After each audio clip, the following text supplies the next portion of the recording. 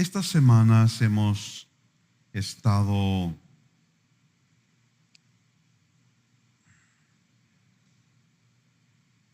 leyendo acerca de las jornadas que el pueblo de Israel tuvo en su camino a la tierra prometida, y eso me puso a pensar mucho. Las lecciones tan importantes que el Señor dejó allí para nosotros. Pablo dice, 1 Corintios 10, estas cosas les sucedieron como ejemplo, fueron escritas para nuestra enseñanza, para quienes han llegado el fin de los siglos. En las jornadas del pueblo de Israel hay lecciones, muchas lecciones hermosas, positivas, de fe, de gozo, de victoria. Pero también hay lecciones negativas, lecciones de decisiones equivocadas, actitudes equivocadas que el pueblo de Israel tomó, y esas lecciones negativas están allí también para que aprendamos a no caer en esos errores. Como dice también 1 Corintios 10, estas cosas sucedieron como ejemplo para nosotros, a fin de que no codiciemos lo malo como ellos lo codiciaron. Es decir, no cometamos los mismos errores, no caigamos en los mismos problemas, no imitemos esa conducta que trajo difíciles consecuencias para el pueblo de Israel.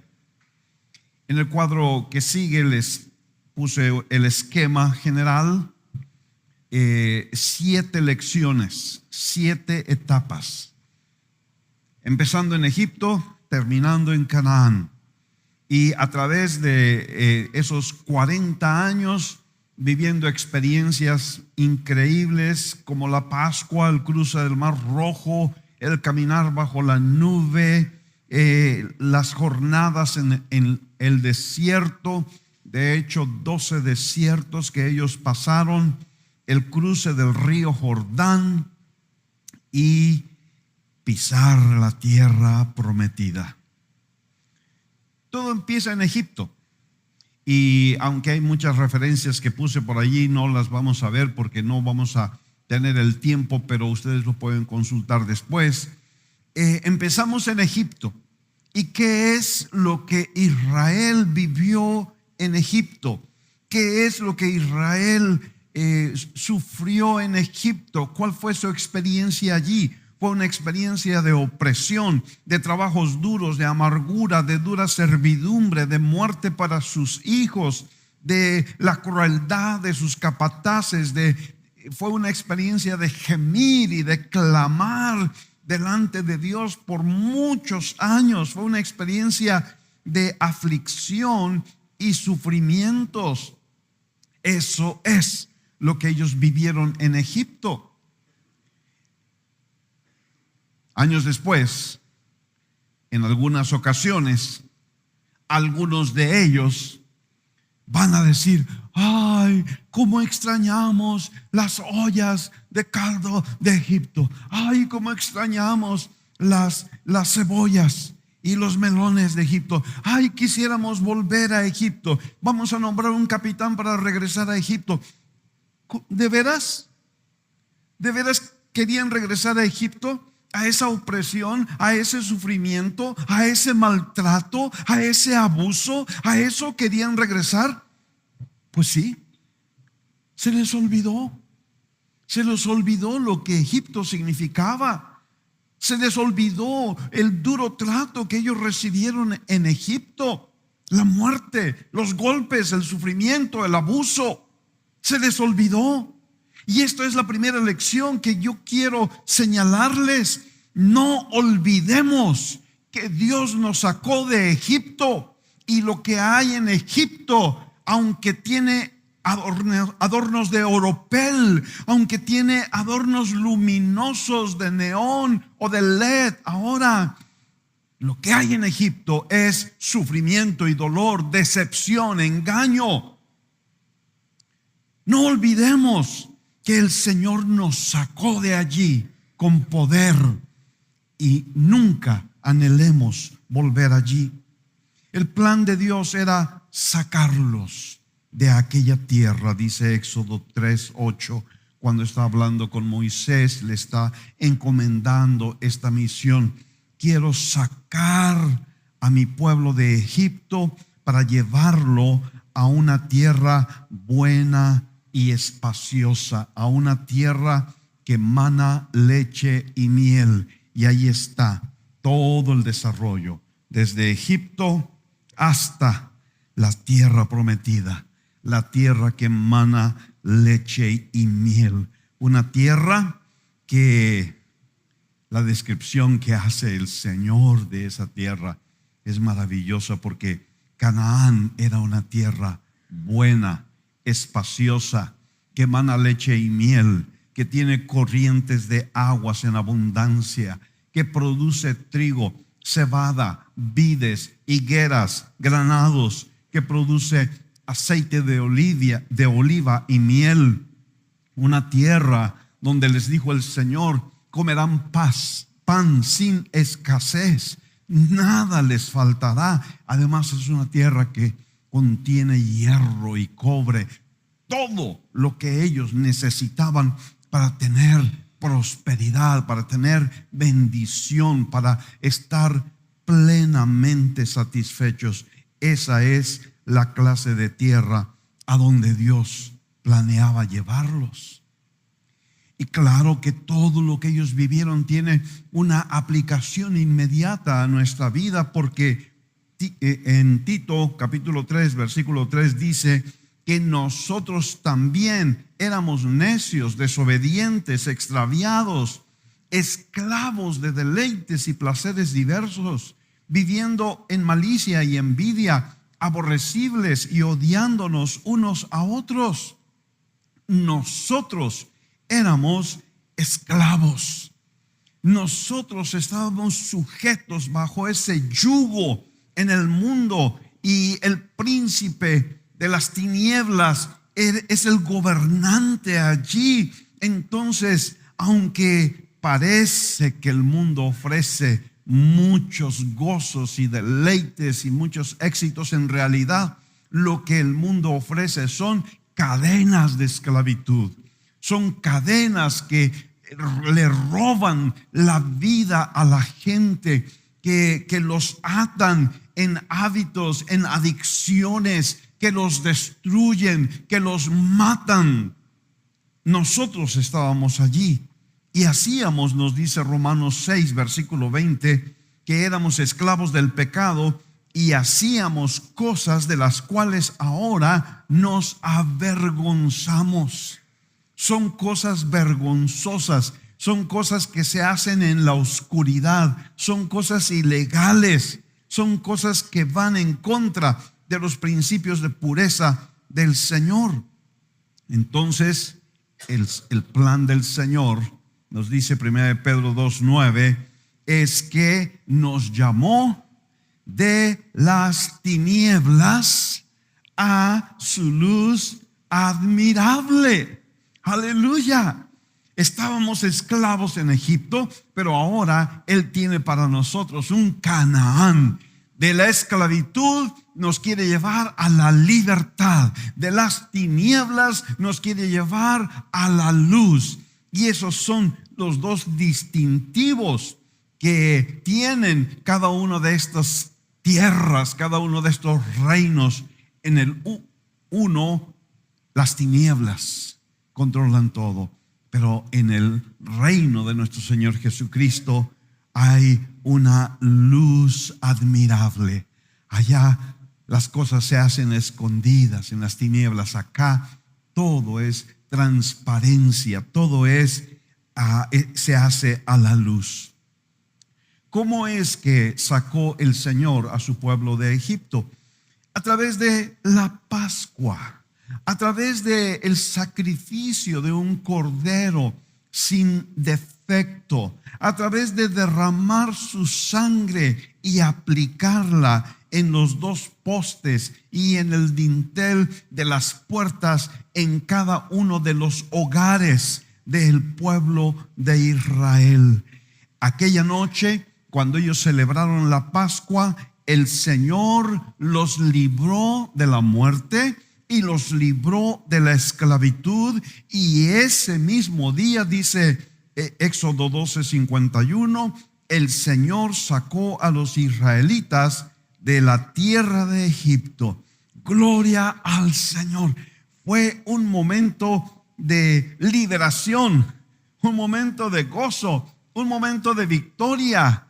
La sangre del Cordero había sido derramada y ahora sus cadenas estaban rotas.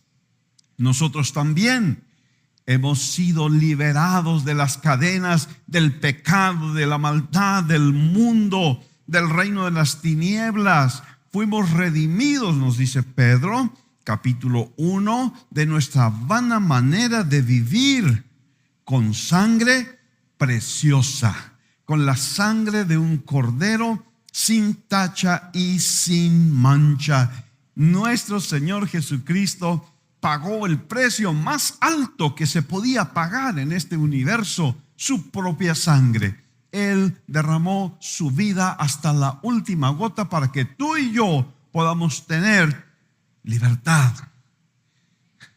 que ya no seamos esclavos, que podamos tener vida, bendición. Eso es lo que recordamos al celebrar la cena del Señor. Después, cuando salieron, y recuerden que no se trataba de un grupo así como de 100 o de 1000, era un grupo muy grande de personas. Se menciona la cifra de alrededor de 600,000 hombres. Entonces, contando esposas, hijos, estamos hablando arriba de 1,000,000 de personas, 1,500,000 quizá. Y esa noche salieron. Y al principio los egipcios dijeron: ya váyanse. Estaban muriendo sus primogénitos. En cada casa en Egipto había dolor. Después de la serie de plagas, por fin dijeron: váyanse. Pero ya que se habían ido, el faraón y su gente dijeron: ¿pero qué hemos hecho? Hemos perdido nuestra fuerza laboral. Es como si sacaran a todos los mexicanos de Estados Unidos ahorita, ¿no? Que hay ese pleito. Sáquenlos y se van a quedar llorando. Perdón.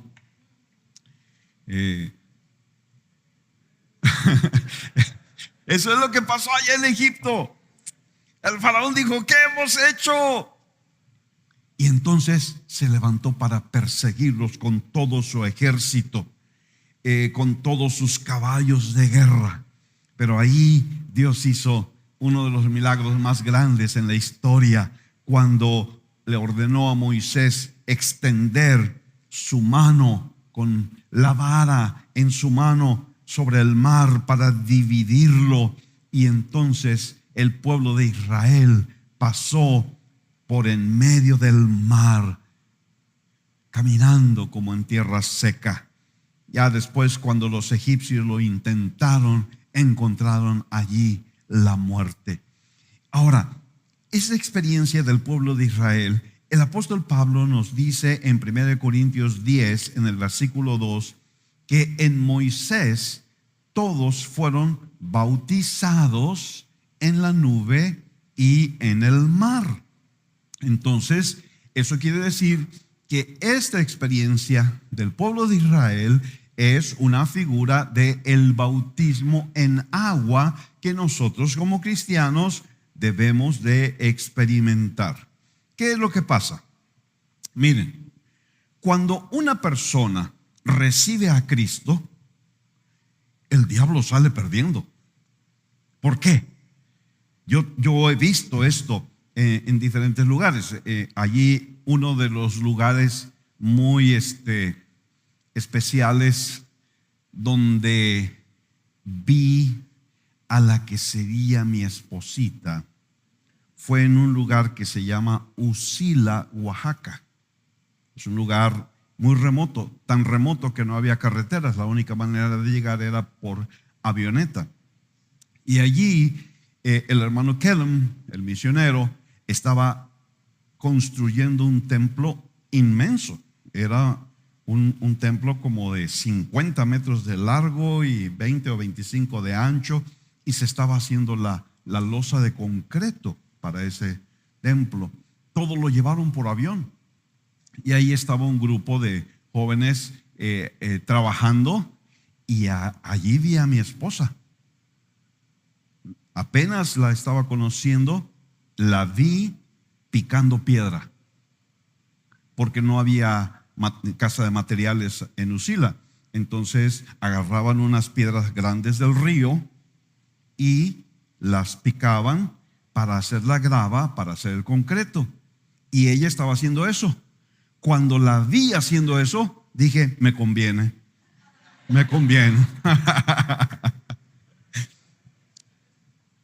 La cosa que muy interesante, en ese pueblo no había carreteras, no había nada. ¿Y saben qué otra cosa no había? No había cantinas. Todas habían cerrado porque el pueblo se había convertido. Era un pueblo como de, no sé, 3,000 o 5,000 personas cuando mucho. No había una sola cantina. El diablo salió perdiendo cuando ellos se convirtieron a Cristo. Y el diablo siempre va a salir perdiendo en ese evento. Cuando entregamos nuestra vida a Cristo, dejamos el vicio, dejamos las drogas, dejamos el fraude, dejamos la mentira, y el diablo está enojado. Y entonces el diablo quiere perseguir normalmente a alguien que acaba de recibir a Cristo, aunque siempre sigue sucediendo.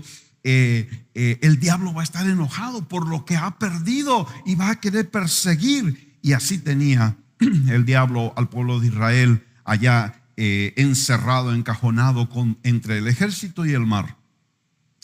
Pero Dios hizo ese milagro. ¿Qué es lo que les dijo el Señor cuando se vieron ahí encerrados? En Éxodo 14:13, no teman, estén firmes y vean la salvación que el Señor hará hoy por ustedes. El Señor peleará por ustedes mientras ustedes están callados, están quietos. ¿Sabes? Sí, el diablo se enoja, pero no puede hacernos nada. ¿Por qué? Porque nuestro Dios pelea por nosotros. Cuando nosotros entregamos nuestra vida al Señor, nos comprometemos para seguirle, Él pelea por nosotros y no tenemos que hacer nada en nuestro esfuerzo propio. ¿Qué es lo que necesitamos hacer después de haber creído en el Señor? Necesitamos bautizarnos en agua.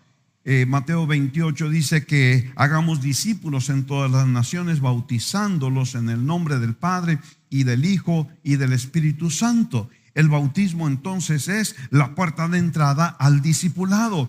¿Qué es el discipulado? Es una vida comprometida para seguir al Señor.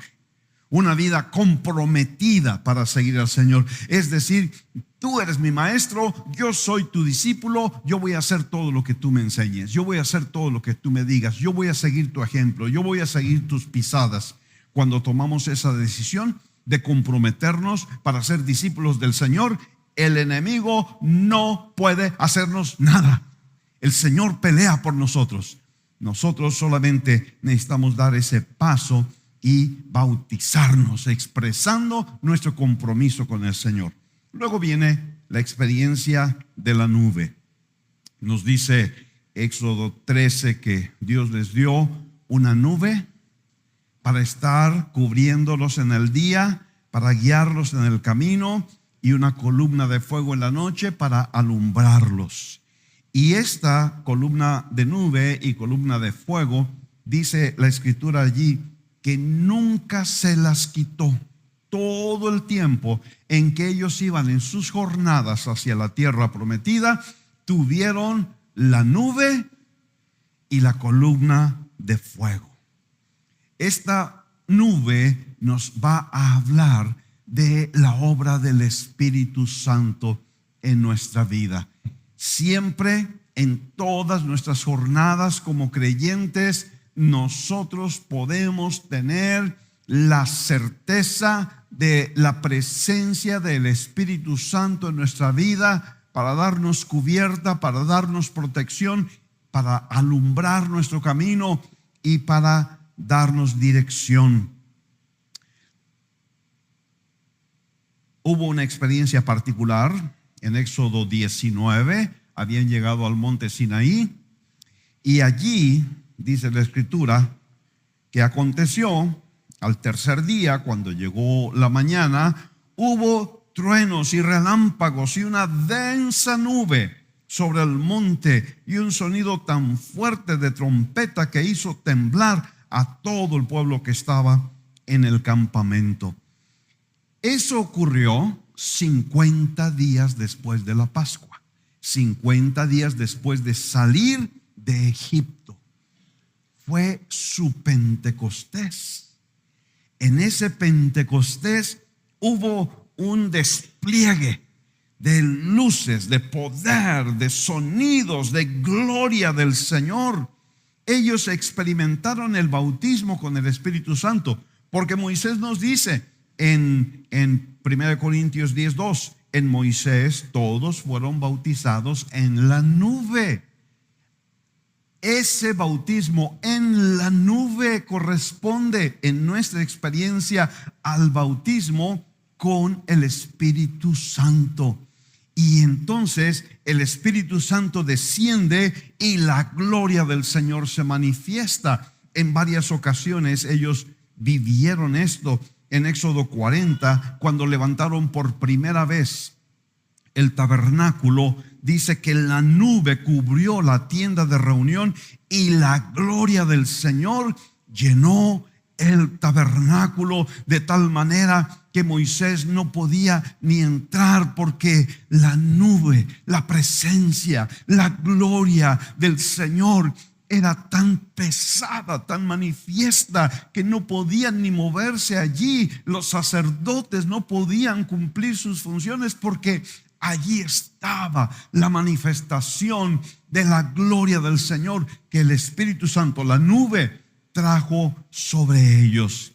Claro que esto tiene que ver con el Pentecostés que vemos en el libro de los Hechos también. Allí los 120 en primer lugar recibieron el bautismo con el Espíritu Santo. Y hubo una manifestación de sonidos, de luces, llamas de fuego que descendieron y se pusieron sobre cada uno de ellos, y toda la ciudad tembló, se enteró y se maravilló de lo que estaba pasando en ese lugar. Un ruido como el de una ráfaga de viento impetuoso llenó la casa, se aparecieron lenguas como de fuego, y entonces todos fueron llenos del Espíritu Santo y empezaron a hablar en otras lenguas según el Espíritu les daba. Esta experiencia del pueblo de Israel también debe de traducirse en una experiencia en nuestra vida como creyentes. No solamente quiere el Señor que celebremos la Pascua, el Señor quiere que pasemos por el mar, y el Señor quiere que recibamos nuestro bautismo de Pentecostés y seamos llenos del Espíritu y empecemos a hablar en otras lenguas, porque eso nos va a dar entrada a una manifestación mayor de la gloria de Dios en nuestra vida. Esto ocurrió, por ejemplo, en el capítulo 4 de Hechos, versículo 31, cuando ellos estaban orando por causa de la persecución que estaban sufriendo, y el lugar donde estaban reunidos tembló, y todos fueron llenos del Espíritu Santo y hablaban la palabra de Dios con fervor. El Señor quiere que tú y yo experimentemos este bautismo con el Espíritu Santo y esta llenura frecuente, continua del Espíritu Santo en nuestra vida. Ahí está la lección del pueblo de Israel en el desierto, que nos muestra el camino por donde nosotros debemos de ir. Luego viene la experiencia en el desierto. Hay muchas cosas hermosas que ocurrieron allí. No hay tiempo para hablar de todas ellas y como ven, pues ni siquiera estoy leyendo los pasajes. Ahí están todas las anotaciones para que ustedes las puedan meditar después. ¿Qué pasó en el desierto? Dios les dio el maná. Dios les dio pan del cielo. Dios les dio un alimento maravilloso. ¿Saben qué clase de alimento era ese? Bueno, era un alimento que los mantuvo saludables durante 40 años. La escritura dice, no hubo en sus tribus enfermo. No hubo en sus tribus enfermo. Su cuerpo se mantuvo lleno de fuerza y de salud durante 40 años. Dios quiere darnos esa clase de experiencia también. Ellos comieron, nos dice Pablo, comieron el mismo alimento espiritual. El maná es una bella figura de nuestro Señor Jesucristo, quien es el verdadero pan del cielo, y también es una hermosa figura de la palabra de Dios que nos alimenta y nos mantiene sanos. ¿Qué más les dio Dios en el desierto? Les dio agua de la roca. Cuando llegaron a un punto en que no tenían agua para beber, eso fue algo que trajo pues desesperación a su corazón. Ya recuerdan ustedes aquí en Monterrey que estuvimos meses sufriendo por falta de agua, ¿no es verdad? Ahorita yo estoy oyendo noticias que en la Ciudad de México hay zonas de la ciudad en donde por meses no han tenido agua. Todo lo que tienen es una cubetita que ahí una pipa del gobierno va y se las llena y con eso están viviendo por meses. El agua es vital. Por eso los israelitas, cuando vieron que no había agua, se desesperaron, que se quejaron, y lo que Dios hizo fue darle una orden a Moisés para que con su vara fuera y golpeara la roca, y de la roca fluyó agua en abundancia para todas sus jornadas. De hecho, dice otra vez 1 Corintios 10 que ellos todos bebieron de la misma bebida espiritual porque bebían de una roca espiritual que los seguía, y la roca era Cristo.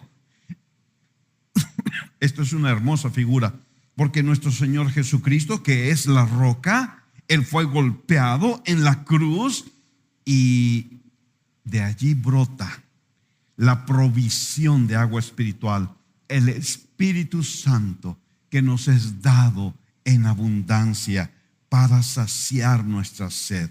¿Qué más les dio el Señor en el desierto? Les dio la ley y les dijo a Nehemías, en Nehemías 9, recordando acerca de este hecho, dice allí, luego bajaste sobre el monte Sinaí y desde el cielo hablaste con ellos, les diste ordenanzas justas y leyes verdaderas, estatutos y mandamientos buenos. Esto es lo que Dios les dio. Esa ley que el Señor les dio distinguió al pueblo de Israel entre todas las naciones del mundo y de la historia. Y de esas leyes, de esos mandamientos que el Señor le dio a Israel, de ahí surgieron las legislaciones de las futuras naciones hasta el día de hoy. Pablo también dice que la ley es santa y el mandamiento es santo, justo y bueno. Las palabras que el Señor nos da, sus instrucciones, sus principios, sus mandamientos son buenos, extremadamente buenos.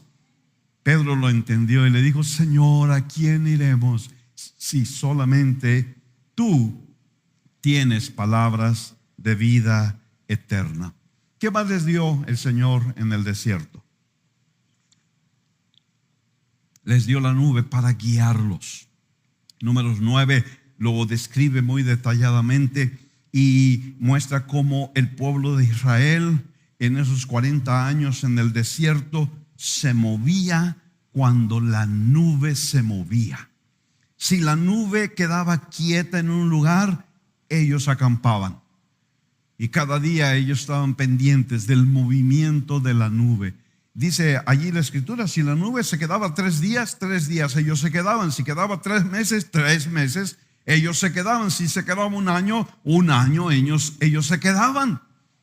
Pero cuando la nube se movía, entonces había que recoger todo el campamento y moverse con la nube. Es un concepto muy hermoso, porque la nube es una figura del Espíritu Santo y tú y yo tenemos el Espíritu Santo para guiarnos. Y entonces nosotros debemos estar siempre sensibles, abiertos a la dirección del Espíritu Santo. Y cuando el Espíritu Santo se mueve, nos movemos. Y si no se mueve, nos detenemos. Debemos andar en el Espíritu. Debemos aprender a ser guiados por la nube. ¿Se ha movido la nube? Sí, si se ha movido, entonces debemos movernos. Entonces, eso es lo que Dios quería, que ellos aprendieran a ser guiados por el Espíritu. Pero nos vamos a encontrar a un grupo bastante importante del pueblo de Israel que no se sometió a la dirección del Espíritu Santo. Más bien, ellos prefirieron ser guiados por la carne, ser guiados por sus deseos. Es más, ser guiados por sus caprichos. Ellos prefirieron ser guiados por esas cosas que su carne les demandaba. Entonces, ¿qué es lo que encontramos a lo largo de esos años? Un pueblo que se quejaba constantemente, un pueblo que murmuraba contra Moisés, un pueblo que si veía que hacía falta agua ya se estaba quejando y quería regresarse a Egipto. Si veía que hacía falta comida ya empezaba a murmurar y ya estaba planeando regresarse a Egipto. Un pueblo que se impacientó cuando Moisés estaba en el monte Sinaí durante 40 días y dijeron, este Moisés se tarda demasiado. Vamos a hacernos un ídolo. Y con la venia de Aarón tan insensato, hicieron un becerro de oro y se postraron delante de él. Y en qué cabeza cabe, dijeron, este es el Dios que nos sacó de Egipto. Sí, el becerro es el que lo sacó de Egipto. En ninguna manera. Pero era un pueblo que se dejaba llevar por sus emociones y por sus caprichos. Y por su impaciencia, lo queremos y lo queremos ahora. Ellos se quejaron y murmuraron. Y cuando los 10 espías trajeron un mal reporte, ellos murmuraron y dijeron, tiramos la toalla.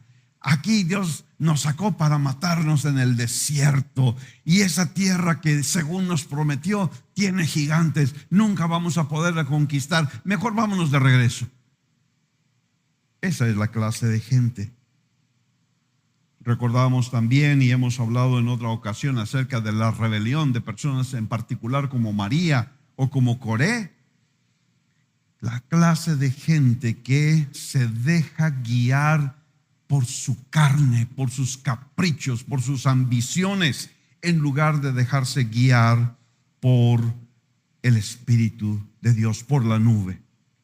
Cuando Asaf, muchos años después, recordaba todas estas experiencias, miren cómo describía él al pueblo de Israel. Salmo 78:8 dice, y que no fueran como sus padres, una generación porfiada y rebelde, generación que no preparó su corazón y cuyo espíritu no fue fiel a Dios. Ya eso está pesado. Pero luego en el versículo 22 dice, porque no creyeron en Dios ni confiaron en su salvación. Y el verso 40 dice, ¿cuántas veces se rebelaron contra él en el desierto y lo entristecieron en las soledades? Tentaron a Dios una y otra vez y afligieron al Santo de Israel. Ay, esta palabra debe conmover nuestro corazón.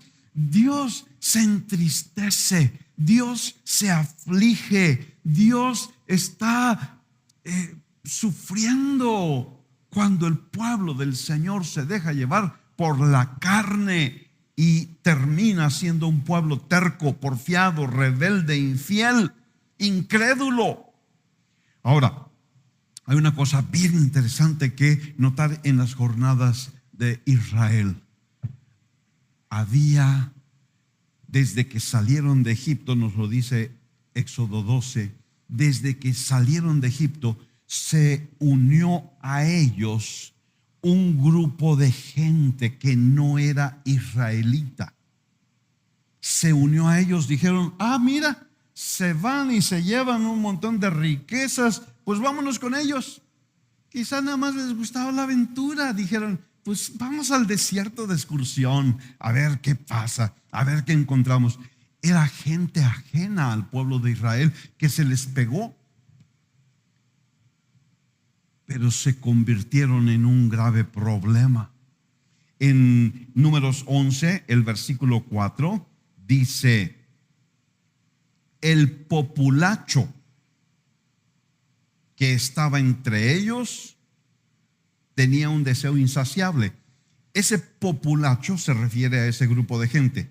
En varias versiones se refiere a ellos como gentuza, gente extranjera, populacho o chusma. Alguna versión lo traduce así, la chusma. Entonces aquí el populacho, la chusma que estaba entre ellos, tenía un deseo insaciable. Y ¿quién nos diera carne de comer? Nos acordamos del pescado que comíamos gratis en Egipto, de los pepinos, de los melones, y ahora tenemos apetito y no hay nada más que maná otra vez. Bien lo dijo doña Florinda a su tesoro: no te juntes con la chusma, porque la chusma te va a desanimar. La chusma se va a quejar y te va a contagiar, y de pronto te vas a encontrar a ti mismo menospreciando el maná, el pan del cielo, y añorando volver a Egipto. Tómamelo, por favor, no te juntes con la chusma. Escoge muy bien con quién te vas a juntar. Dice la Escritura que ellos en su corazón se volvieron a Egipto. Hay personas que lamentablemente a veces se introducen a la iglesia que no son realmente parte del pueblo de Dios, y su corazón no está en la iglesia, está en el mundo. ¿Cuál fue el fin? Hebreos 3:19.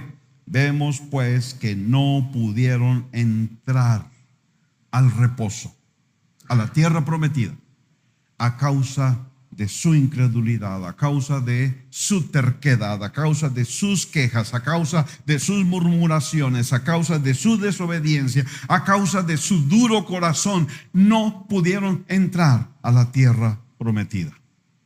¿Quiénes son los que sí entraron? Bueno, tenemos a Caleb y a Josué, los únicos de esa generación que entraron a la tierra prometida. Ningún otro de esa generación pudo entrar.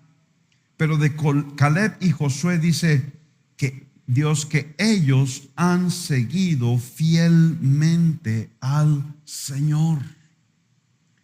He hablado de esto en varios devocionales y ahí están las referencias para que ustedes las chequen. Pero ¿por qué entraron? ¿Por qué ellos? Hay muchos detalles que podemos ver en la vida de Caleb y en la vida de Josué. Ellos tenían fe. Ellos eran hombres de fe. Ellos no vieron las dificultades. Los quejosos ven dificultades hasta donde no hay. Pero una persona de fe ve más allá de las dificultades. Ellos dijeron: sin duda vamos a conquistar esta tierra. ¿Qué es lo que los sostenía? La convicción de que el Señor estaba con ellos y que porque el Señor estaba con ellos, ellos no debían tener temor de esos gigantes, de esas ciudades amuralladas, porque el Señor estaba con ellos. Ellos tenían una actitud diferente. Caleb dice que en él había un espíritu distinto. La actitud hace una gran diferencia. Caleb tuvo una actitud positiva, una actitud de fe, una actitud de confianza, una actitud de yo voy a creerle al Señor, y no se fue con lo que la mayoría decía. Él tenía un corazón que latía conforme al corazón de Dios. Él estaba comprometido a seguir al Señor por donde quiera que Él lo guiara. Seguir al Señor. El Señor nos daba una palabra hoy. Decídete a seguir al Señor cuando hay problemas o cuando hay bendición, cuando hay estorbos o cuando el camino es fácil, cuando hay dificultades o cuando hay alegrías. Decide en tu corazón seguir al Señor en todo tiempo. Comprométete para seguir al Señor, para creer su palabra, para recibir todo lo que Él quiere darte.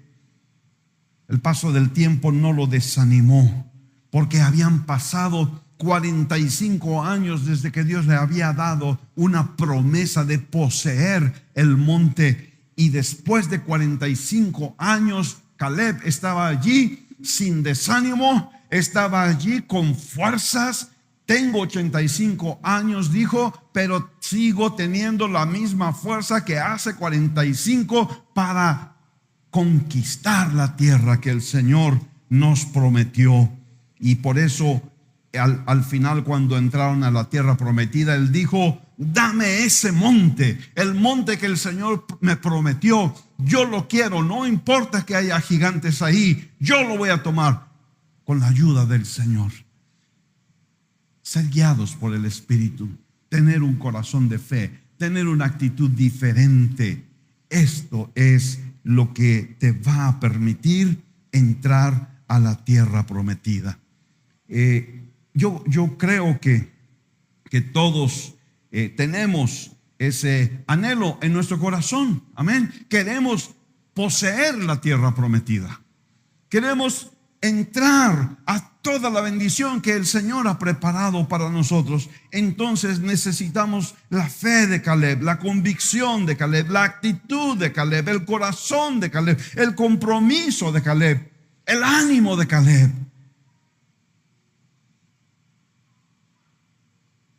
Entonces llegaron al río Jordán. Y allí estaban ya a un paso de la tierra prometida. Pero algo tenía que pasar. Moisés estaba llegando a ya sus últimos días. El Señor había hablado con él. El Señor le había dicho: tú no vas a entrar a la tierra prometida, te voy a llevar. Y se fue de una manera hermosa, porque dice la Escritura que subió para ver la tierra prometida desde lejos. Dios le dio uno de esos aparatitos que acaban de inventar ahora, pero en aquel tiempo ya Dios los usaba. Les dio un aparatito así de visión virtual o algo así, y él pudo ver toda la tierra prometida desde la cima de aquel monte. Realidad virtual se llama, no me acuerdo, pero Dios se lo mostró a Moisés, y cuando él terminó de verla, simplemente cerró los ojitos y el Señor lo tomó y lo llevó y lo sepultó. Es el único hombre que ha sido sepultado por Dios en un lugar secreto.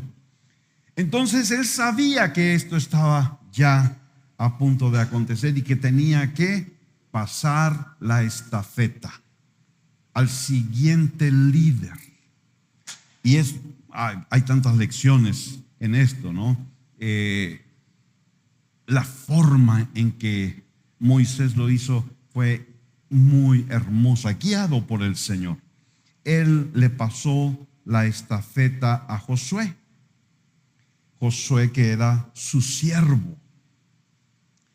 Ahora, aquí el punto interesante es que Josué era un tipo de nuestro Señor Jesús. Hay muchos tipos de el Señor en el Antiguo Testamento. Allá está José, por ejemplo, un precioso tipo, una figura, una sombra de nuestro Señor Jesucristo. Pero Josué lo era también. Y hay muchas razones, he anotado aquí algunas. Para empezar, tenían el mismo nombre. Josué es la versión hebrea, Jesús es la versión griega. Es el mismo nombre y significa el Señor salva. Ambos también tenían corazón de siervos. Ellos son conocidos como el siervo del Señor. Ambos fueron llenos del Espíritu Santo.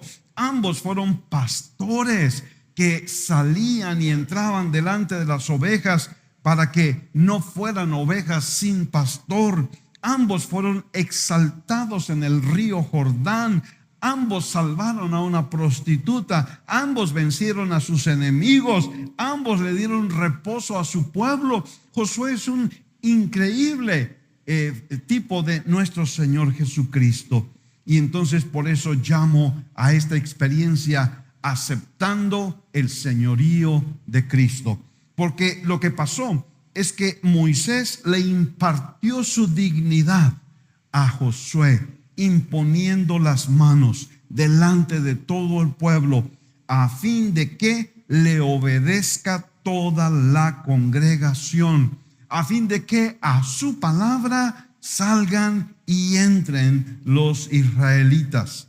Y entonces el pueblo vio eso y el pueblo aceptó el liderazgo de Josué.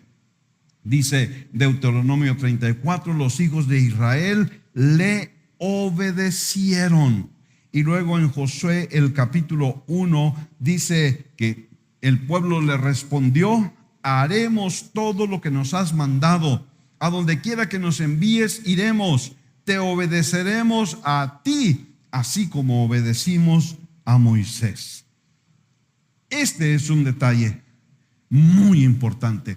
Hay muchos que están en la iglesia, pero que no han aceptado el señorío de Cristo en su vida. Nos gusta recibir la bendición, nos gusta recibir la salvación, nos gusta recibir el perdón, pero en el momento que se trata de autoridad sobre nuestra vida, decimos: un momento, ahí yo no, ese juego yo no juego. No me gusta estar bajo autoridad.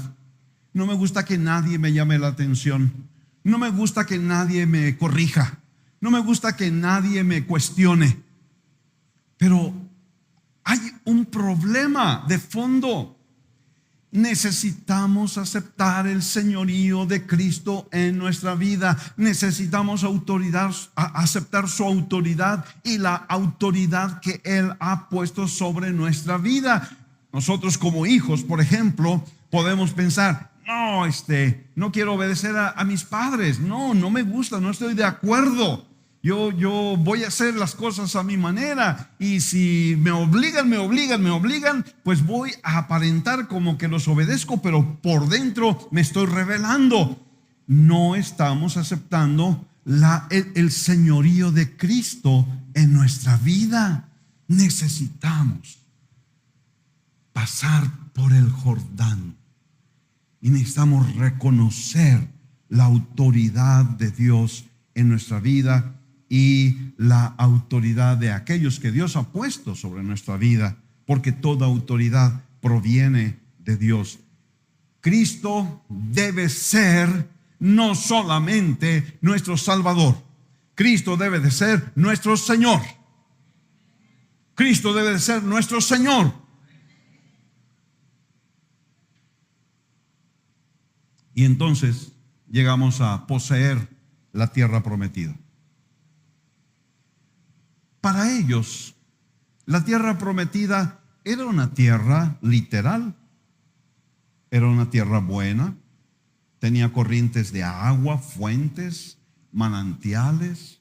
Era una tierra abundante en trigo, cebada, viñas, higueras, granadas. Había provisión abundante de aceite de oliva y de miel. Había abundancia de pan y Dios les prometió, nada les va a faltar.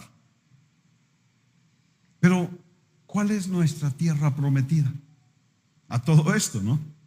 ¿Cuál es nuestra tierra prometida? Bueno, yo creo que nuestra tierra prometida es una tierra espiritual que podemos disfrutar aquí y en la eternidad. No solamente en la eternidad, eso es glorioso, pero aquí también nosotros podemos disfrutar esa tierra prometida, las promesas de Dios para nuestra vida. Entonces, la tierra prometida que Cristo tiene para nosotros es una tierra donde hay perdón, donde hay libertad, donde hay gozo, donde hay paz, donde hay reposo, donde hay sanidad, donde hay vida abundante, donde tenemos a nuestra disposición el poder del Espíritu Santo, donde podemos tomar victoria sobre la carne, sobre el pecado y sobre Satanás, donde nosotros podemos tener una familia, tener una casa espiritual, tener un padre y tener una herencia, donde nosotros tenemos preciosas y grandísimas promesas, donde nosotros tenemos un llamado, donde nosotros tenemos propósito, donde nosotros tenemos futuro. Hay una tierra prometida disponible para ti ahora. Y el Señor te llama a pisarla, a poseerla. Es para ti. Cristo la ganó para ti en la cruz del Calvario. Y claro que tenemos también no solamente preciosas promesas para disfrutar aquí en la tierra, pero tenemos aún mayores promesas para disfrutar por la eternidad. Tenemos una morada celestial que Cristo está preparando para nosotros. Tenemos un cuerpo glorificado que nunca más sufrirá enfermedad, ni dolor, ni muerte. Tenemos una eternidad para disfrutar la maravillosa presencia de nuestro amado Salvador Jesucristo. Tenemos una tierra prometida maravillosa aquí y en la eternidad. ¿Cuáles son las instrucciones que Josué le dio al pueblo de Israel para entrar a poseer la tierra prometida? Cuando llegaron al Jordán, descansaron allí 3 días. Se estaban preparando para lo que Dios estaba a punto de hacer. Y la instrucción específica de Josué fue: miren el arca del pacto, y cuando vean que el arca se mueve, síganla. Esta es la instrucción para poseer la tierra prometida. ¿Qué significa para nosotros? Significa: fija tus ojos en Cristo. Fija tus ojos en Cristo y síguelo. Y esto es muy importante. Si tú pones tus ojos en el hombre, llámese pastor, llámese líder, llámese lo que sea, si tú pones tus ojos en el hombre, lo que vas a tener es decepción, desánimo. Si tú pones tus ojos en el hombre, vas a terminar decepcionado. Fija tus ojos en Cristo. Si quieres poseer tu tierra prometida, fija tus ojos en Cristo. Una cosa que les dijo Josué, que vieran al arca y la siguieran, era porque ellos estaban a punto de entrar en un camino que no conocían. Era algo nuevo, algo diferente, algo que nunca habían experimentado. Por eso debían mirar el arca y seguirla, porque el arca los iba a guiar por ese terreno que ellos no conocían. Hay terrenos que tú no has pisado. Tú sabes que son tu herencia en Cristo, pero no los has pisado, no los has poseído como tu heredad. Entonces necesitas aprender a seguir a Cristo, seguir su guía, para pisar en esos terrenos desconocidos. No has entrado, pero sabes que Dios quiere que entres. ¿De qué podemos hablar? De la sanidad de tu cuerpo. Dios quiere darte sanidad. Y tú dices, ay, yo nunca he experimentado eso. Cada vez que yo me siento enfermo, pues ¿qué hago? Pues le corro con el doctor. Pero ¿qué tal si te atreves a poseer la heredad? Es algo desconocido. La sanidad para tu alma. Dios nos ha estado hablando mucho acerca de esto en las últimas semanas. Y tú sabes que lo necesitas. Y tú sabes que Cristo ya hizo provisión para ti. Es tu herencia. Es tu tierra prometida. Pero ¿cómo le hago, Señor? Ahí está. Es para ti. Quizá es el terreno desconocido de cómo ser libre de toda opresión, de cómo tener victoria sobre la carne y el pecado, de cómo ser lleno del Espíritu Santo. Para muchos eso es algo desconocido, misterioso, hasta imposible. No, yo no puedo, pero es tu heredad y tú puedes entrar a tu tierra prometida. Y tú puedes disfrutar de las bendiciones que Cristo ya ha preparado para ti. Puedes ser lleno del Espíritu y hasta puedes moverte en los dones espirituales. Puedes conocer, puedes recibir un llamado de Dios para servirlo en diferentes áreas del ministerio. Los solteros, ahí está su heredad esperándolos. La chica o el chico que Dios tiene preparado para ustedes. Es su heredad. Los casados, el tener una familia hermosa. Todos, el ganar a alguien para Cristo. Es un terreno desconocido, pero es nuestra heredad, es nuestro mandato. Vamos a seguir el arca. Los estudiantes, el terminar su carrera con éxito.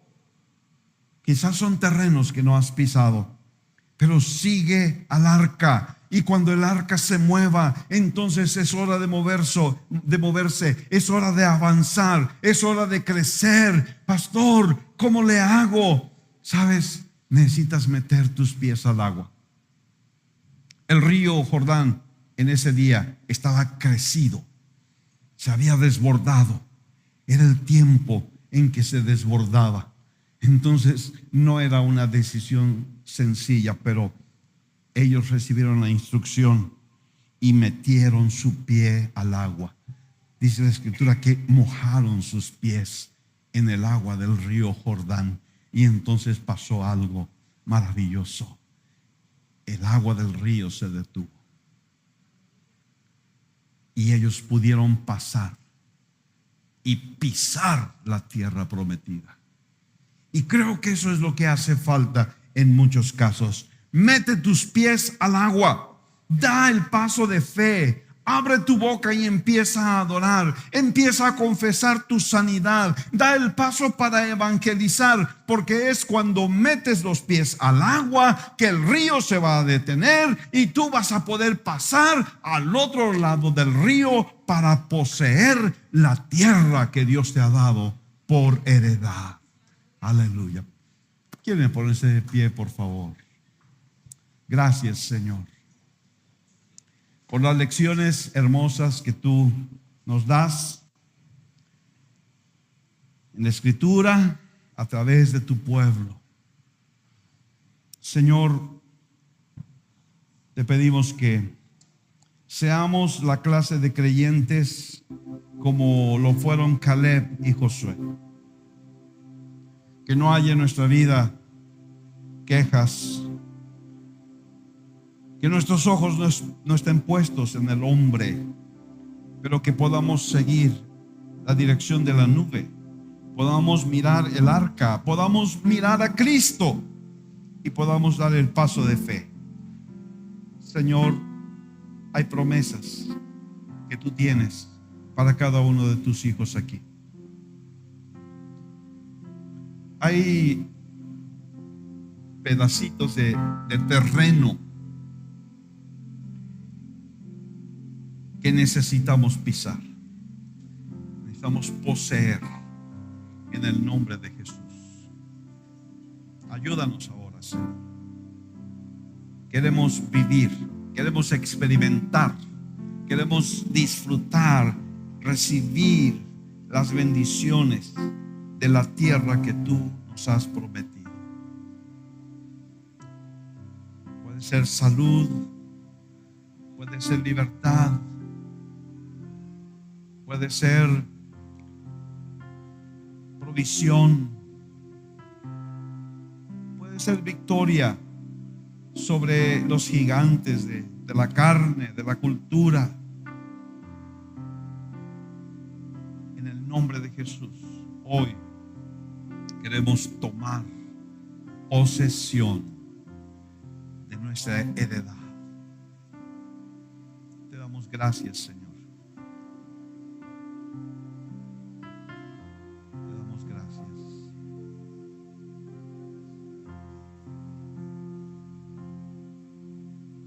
Aleluya. Aleluya. Gracias, Dios.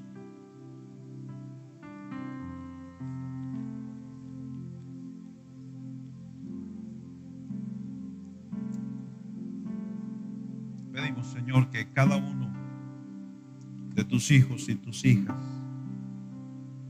puedan levantarse como Caleb y como Josué en esta generación para poseer la tierra, la heredad que tú has ganado para nosotros. En el nombre de Jesús, gracias, Padre. Ayúdalos en su vida, en su hogar, en su trabajo, en su negocio, que ellos puedan ver tu mano poderosa llevándolos a poseer la tierra de Canaán. Gracias.